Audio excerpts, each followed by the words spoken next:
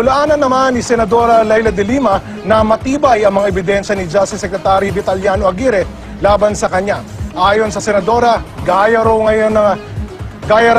ng umunoy wig ni Aguirre, peke umano ang mga ebidensyang kalihim laban sa kanya. Ang totoo raw ay ang mga nangyayaring patayan ngayon. Anya, lalo raw nagiging marahas ngayon ang mga vigilante habang pabata ng pabata ang mga biktima. Dapat daw ay ituon na lang ng DOJ ang atensyon nito sa pag-iimbestiga sa mga sindikato na siya raw nasa likod kung bakit nasasangkot sa droga ang mga menor de edad.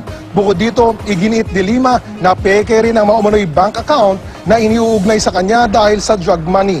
Bago nito, sinabi ni Secretary Aguirre na mabigat daw na ebidensya ang sex video umano ni Senadora de Lima. Ito raw kasi ang magpapatunay ng relasyon sa pagitan niya at ng dati niyang driver na si Ronnie Dayan, na naging dahilan daw para magkaroon ng kapangyarihan si Dayan na makakuha ng pera sa mga drug lord. Maraming pinagkukunan ng presidente ng information na hindi available sa amin. Kaya kung yung lang sa amin ay nakalap ay malakas na, lalo na yung pagkaalam ni President Duterte. Kaya nasasabi niya yun Senator, Secretary de Lima, alam mo yan He who alleges must prove. Inacknowledge mong fake yung aming mga witness. Nasaan ang proof mo? Nothing. Pero I know that the banks will not do that. Kasi hindi naman sa akin yung accounts na yan. They cannot just freeze those accounts without the permission of the true owners or without court order. Pero yan ang pinaka-challenge ko po sa kanya. Na ganun pa rin, patatanggal ko sa kanya yung peluka niya kung hindi niya na naman magawa yan. Sobra na ang ebidensya na mag-uugnay kay Senadora Leila de Lima sa droga sa Bilibid. Ayon kay Justice Secretary Vitaliano Aguirre, may hawak na raw silang mga deposit slip na magpapatunay na tumanggap ng pera mula sa droga ang senadora. Tukoy na rin daw nila kung sino ang may hawak ng mga nasabing bank account. Ang kailangan na lang daw palabasin ang koneksyon ng senadora sa mga nasabing bank accounts. Dagdag pa ni Aguirre, nais din nilang ipatawag ang dating driver at bodyguard ni de Lima na si Ronnie Dayan.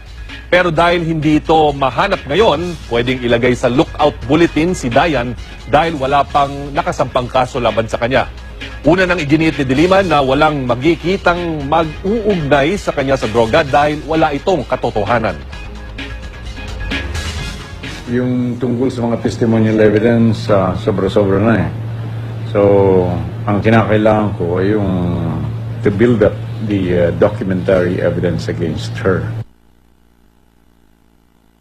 Nanindigan naman si Senator Leila de Lima na hindi siya dadalo sa hearing ng Kamara kaugnay ng umano'y drug trade sa Bilibid. Ayon sa Senadora, hindi raw lehitimong hearing in aid of legislation ang nangyayari sa Kamara kung hindi in aid of demolition laban sa kanya. Sinagot din ni de Lima ang puna ng ilan kaugnay ng pag-uudyok niya noon kay dating Vice President Jojo Marbinay na dumalo sa Senate hearing kaugnay ng mga umano'y anomalya ng korupsyon sa Makati. Sabi kasi ng Senadora dati dapat ay bukas si Binay sa investigasyon kung wala itong tinatago. In relation to former Vice President Binay, ay lehitimong inquiry po yun. Hindi naman po yun kagagawan nung dating Pangulo, ni Pangulong Pinoy. Wala akong kinalaman doon yung Pangulong Pinoy. At wala pong instruction sa mga senator noon na i-demolish nyo yan, si VP Binay. Hindi ho katulad ng nangyayari ngayon. Sa isang hiwalay na panayam naman, bumuwelta si de Lima kay Pangulong Duterte. Naawa na po ako sa ating Pangulo. Kaya patawarin na lang po siya ng mahal na Diyos sa kanyang mga pinaggagawa. All of a sudden, he's now, for me, he's now the lowest and the vilest man in the country. Sa sobrang kabastusan na po niya. God forgive him. Naaawa na po ako sa inyo, mahal na Pangulo. Tigilan niyo na po ako. Ano pong gusto niyo sa akin? May gusto po ba kayo sa akin? Ginel is with the Presidential Security Group. Baka ma-appear siya. So far, to my knowledge, wala pa. But hopefully, mag-execute siya ng affidavit. Pero sir, nagsabi na siya na interesado siyang humarap at mag-execute if ever na affidavit. May ganun na siyang parang... Dun sa pakipag-usap ko sa kanya, parang inclined siyang kumuha ng affidavit. So nakausap mo na po siya first? Yes. Ano status siya sa... 3 days ago. Ano status siya? Wala naman, nandun lang siya. But because his name crop up, parang as a matter of course, iniimbestigahan din siya ng unit niya. May subpoena na for him, sir? Wala pa.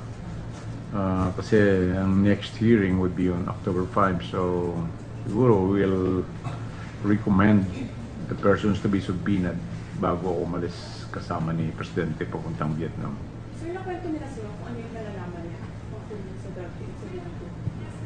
Si Jonel, At may pwede ka bang sabihin sa amin, sir? mayroon pa kaming inaalam tungkol dun sa knowledge ni Jonel sa drug trade. Kaya siguro premature pa ngayon. But naikwento niya sa akin yung nalalaman niya. Meaning to say, the nature of what's nalalaman niya. Is it something that you already determined? Yung sinabi niya sa akin ay sinabi niya sa akin na talagang ang nakita niya ay yung talagang closeness ni Secretary de Lima at ni Ronnie Dayan, kung saan daw sila pumupunta, sa Bicol, sa Pangasinan, sa Mindanao, sa mga hotel. Ayun, sinabi niya sa akin na sila ang kanilang tinutulugan paggabi. Sir, yung nabanggit na bagman siya, did he deny? Di ba sabi sa yung bagman si Jonel, nag-pick up din siya ng pera for Serenity. So, did he... Hindi pa siya makapag-decide doon sa angle niya. Si JP sa Bisugo, I think before that, he has shown hearing umami ito. But it's another thing kung bukas na po siya. Yeah, tama yun. That's correct. Kaya, sabi nga nung nagsabi na ayaw niyang umamin pagdating dun sa illegal drug trade. Ang gusto lang niya ay tungkol dun sa illegal anomalies, corruption doon sa monthly 10 million anomaly per month tungkol sa food supply. So considering parang yung role niya dun sa alleged na pagpapakita dun sa nagbuto sa pagbibenta is so major, parang the possibility na mabigyan siya ng immunity is more remote compared to the other resource persons who were represented. So, Pakiulit. considering sir yung role niya doon, diba siya talaga yung nagmamando dun sa pagbibenta, dun sa pagbibigay ng quota, dun sa pagbibenta ng shabu, that's a very major role. So parang the possibility of his immunity is remote as compared to the other resource persons. Ang possibility na siya ay umamin, baka yun ang medyo malabo. But with respect to immunity, nasa kanya yun eh. Kasi kung aamin siya and then will seek immunity, if he's ready to execute an affidavit para mapaloob natin sa Witness Protection Program, then nasa kanya lang yun.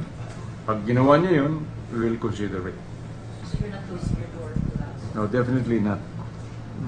Sir, in terms of building your case against what pieces of evidence are you still trying to gather? Yung tungkol sa mga testimonial evidence, sobra-sobra na eh.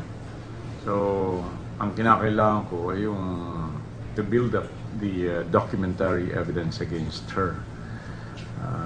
At yan, ay alam na ninyo kung ano yan, yung mga chiefly, yung mga bank records where this money, illegal drugs, money on illegal drugs were stashed.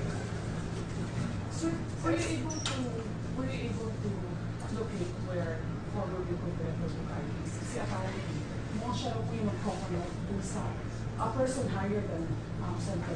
Hindi ko pa na kukontak si Major ba?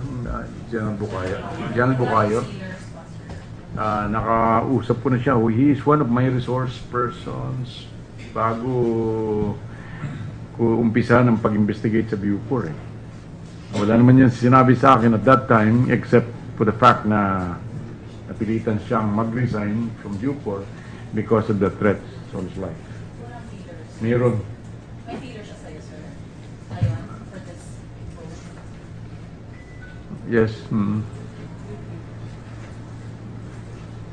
So, yung with regards to PGPs, so apparently, hindi na added yung physical gravity. But yung other alleged anomalies inside the NPP, among them yung commissioner here for sa pagkain. You mentioned, sir, 10 million amount. Kung yung sunod dito, And hindi ko na nga pinursu yun eh. Kasi ayaw ko nung hindi whole truth eh. So, nireject ko na yun outright. So you're not looking into that? You're not looking into possible anomalous dun sa mga ng Uber kung ano? Well, we are looking into that, but we want it to come from the mouth of a credible witness. So I'm not sure if you reacted to this. Yung sinabi ni Senator De Lima last Friday daw na parang lumalabas ang katulong na ngayon ng gobyerno sa fight against drugs ay yung mga mas mga drug lords na your reaction. Paano magiging katulong yun? Yun ang, gusto nga yung mga witnesses kong i-presenta, yun nga ang gustong matigil na yung drugs na yun eh. Alam mo si Senator De Lima, nawawala na. Hindi na maganda yung kanyang mga katwiran. Hindi na niya iniisip, basta siguro because of the so many, he was wafted by kung ano-ano mga napakaraming mga akusasyon. Kaya siguro talagang gulong-gulo na yung isip niya eh. Hindi na tama yung mga justification niya. Napakahina ng kanyang mga katwiran. So yung possibility na mag-refer sa akin with Crystal Ryan because key figure siya dito sa entire controversy, yung possibility na mag-recommend kayo na mag-arrest na siya committee is there? Because It's the committee's call eh. The moment that you issue a subpoena, pag invitation lang, walang warrant of arrest. But the moment he is issued a subpoena to appear and he ignored it, then the committee could order his arrest. So, clarification lang po dun sa mga bank accounts, yung sa anak ni Diane, saka yung other Batman. Can you give us the exact amount nasa bank accounts? I think hindi pa pwede yun eh. Bawal nga eh. Confidential pa yan. so paano yung nagiging strategy po kayo GBC siya? No longer being, hindi na siya serving or encourage to testify before the Congress? So sa akin, he is no longer needed insofar as yung congressional investigation is concerned. And you can expect to be one of the respondents. Precisely. in the event that you find Precisely. Pag ayaw niya makapag-cooperate, then he could be sure that he would be one of the respondents. So, sir, as far as the DOJ is concerned, right, can you give us, like, for profiling or stuff, sir? Ano ba talaga, sir, yung parang pinaka-role naman itong GP na ito? Ano ba yung society? And gaano ba siya ka-powerful, sir, na siya mismo sa loob? Clear naman yun eh. Daming nag-testify sila doon na talagang yung words ni JB eh talagang batas na dapat mong sundin. So dun sa role niya, clear din naman na para suportahan ang election campaign ni Secretary De Lima, ni-require niya ang lahat ng mga bosyo, yung mga leaders ng mga sa loob ng Bilibid na magbenta from 5 kilos to 30 kilos a month. So, yun ang walang very clear yun eh.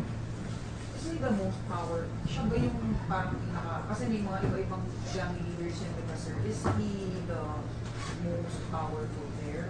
He is the most powerful. Kinatatakutan siya. His words are the law.